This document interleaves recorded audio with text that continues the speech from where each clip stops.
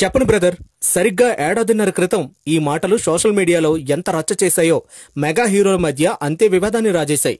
Sarainodu cinema success తర్వాత ఓ మీడియాకి ఇచ్చిన ఇంటర్వ్యూలో పవన్ గురించి చెప్పాలని జర్నలిస్ట్ అడిగిన ప్రశ్నకు చెప్పను బ్రదర్ అంటూ ఆన్సర్ ఇచ్చాడు స్టైలిష్ స్టార్. అంతే, అదో సెన్సేషన్ గా మారింది.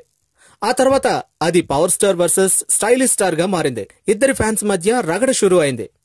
ఒకరిపై ఒకరు దుమ్మెత్తి పోసుకోవడమే కాక సోషల్ మీడియా సాక్షిగా వార్ మొదలుపెట్టారు. తాజాగా అది పీక్ కి చేరింది.